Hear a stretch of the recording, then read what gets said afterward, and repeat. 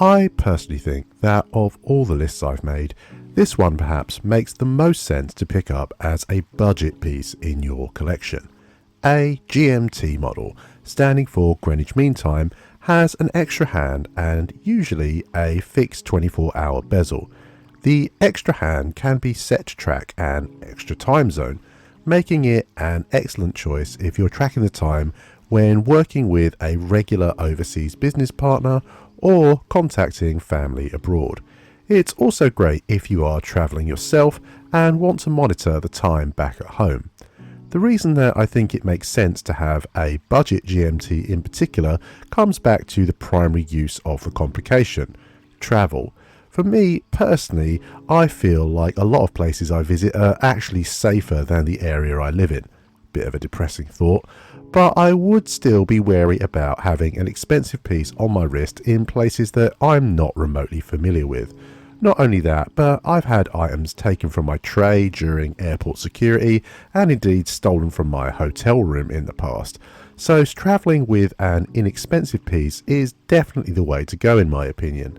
As far as rules for the video go, the first is quite simple. The watch must have a GMT hand and some form of 24-hour tracking, though I'm not worried about the distinction between true or office GMTs for this video.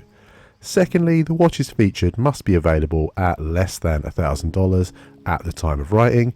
And finally, for the sake of variety, each brand can only feature on the list once.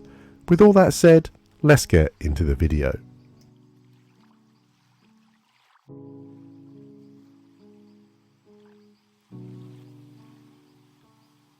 In truth, if you look at the very budget end of the GMT market, almost everything you'll find is some form of very obvious homage piece. While I don't necessarily see anything overtly wrong with that, I don't think recommending any one of those hundreds of Rolex-alike models is really worthwhile on a list like this, but I do still want to feature something below $100. I've selected this Addiesdive Quartz option as I think it offers something fairly unique. What if you want the GMT functionality without the typical GMT look? Not only that, but at this price point it definitely fits into the idea of avoiding concern over travelling with it.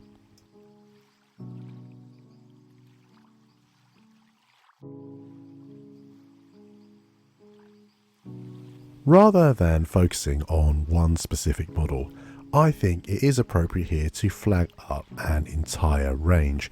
Essentially, it's all the same watch base, but with a wide range of dial and handset choices available.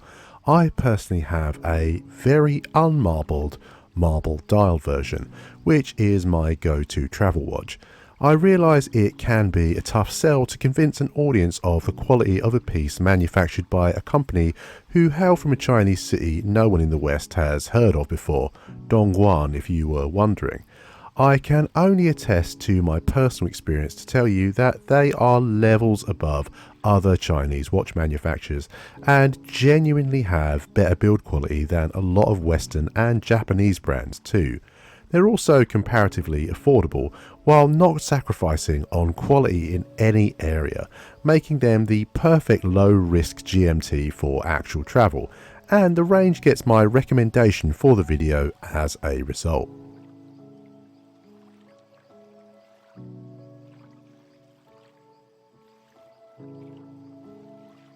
I wanted to include the Seastar 1000 on the list as a bit of a guaranteed safe bet.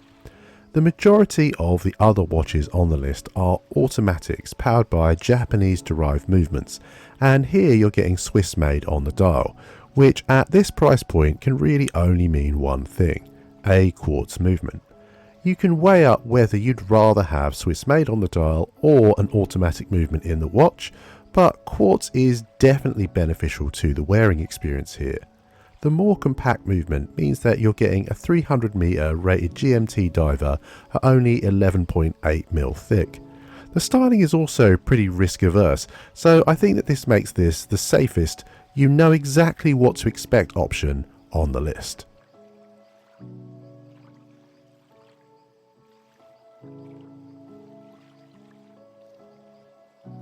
Having featured the orange Seiko 5 Sports in my video last week, I was tempted to veer off and feature a Presage GMT here, but in truth I think that the sports model looks so unique compared to everything else featured on this list that it does deserve to be mentioned.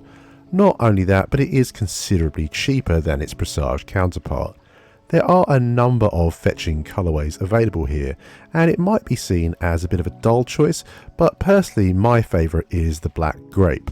I think it's really hard to go wrong with a black, white and red model, so it makes for a very safe but also very handsome choice.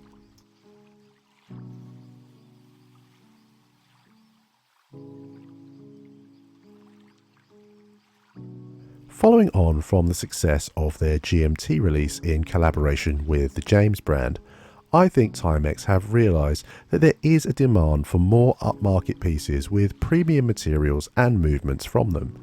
It's easy to write Timex off as purely a budget manufacturer, but both the looks and specifications of this model are really impressive. The colourway and overall look puts me in mind of the Black Bay Pro, but at a fraction of the cost and with a titanium case and exhibition caseback.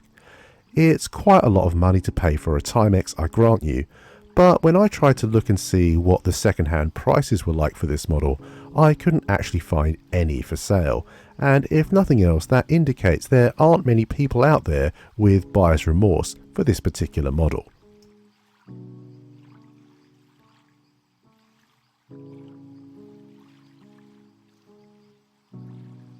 It is possible to pick up almost all of the Oceanographer GMT models around the stated price point, but the exception is the rose gold PVD model, which is considerably pricier. This is the watch that really makes me upset about having a slightly smaller than average wrist. It measures in at the same 41mm size as the orange Devil Diver, which I owned and loved, but was just too big for me.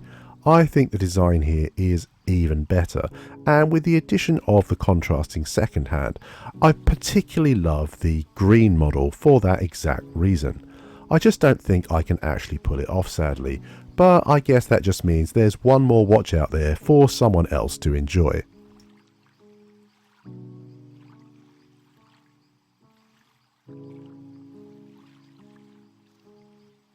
Orient are definitely a brand that I am keen to experience more of, having recently bought and enjoyed a vintage piece from the brand.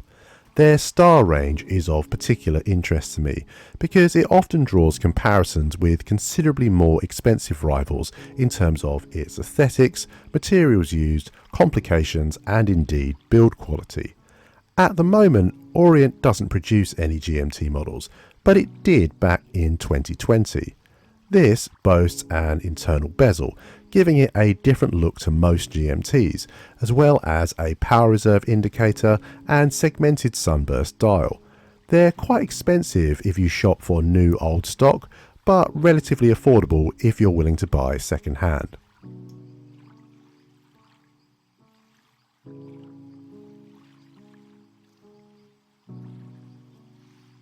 The Traska Venturer GMT is unique on this list for a number of reasons. The most obvious of which is the internal 24-hour bezel, which is not fixed and can be operated by the secondary crown at 10 o'clock.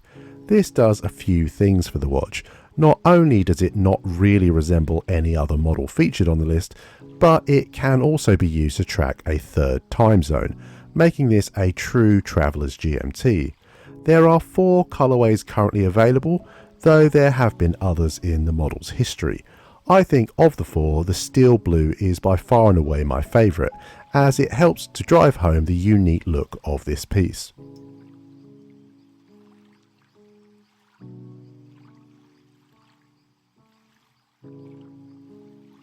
I've featured a Strat-O-Timer model on the channel before, and commented then, as I am now, that I don't think Jack Mason is really much of a known entity outside of the States, certainly not in the UK. One thing that I think overseas consumers might find a little off-putting is their website, which seems to have a 1-to-1 conversion rate from dollars into pounds, which is horrible by the way.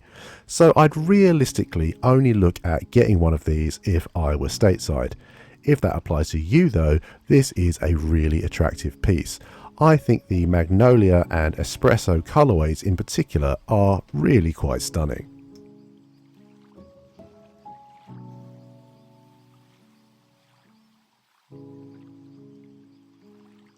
I'm going to do something fairly unprecedented on the channel here and actually award another recommendation in the same video. Because of everything on the list, this is the one that I don't own that I would go out and buy with my own money. It's got a very stealthy matte look to it, created using a DLC gunmetal grey, which is then coated with a military grade ceramic to provide enhanced scratch resistance. That really makes it look unique and also means that the yellow GMT hand really pops. You may notice there are actually two brand logos on the dial, and that's because this is actually a collaborative effort with Raven watches. So you're essentially getting double the watch production expertise in the design here, and I think it really shows. So there we have it. What I believe to be the 10 best GMT watches available for less than $1,000. Now, I think there is a fair argument that you could get a digital watch with World Timer or indeed GMT functionality for a fraction of the cost, and that would be an even lower risk for travel.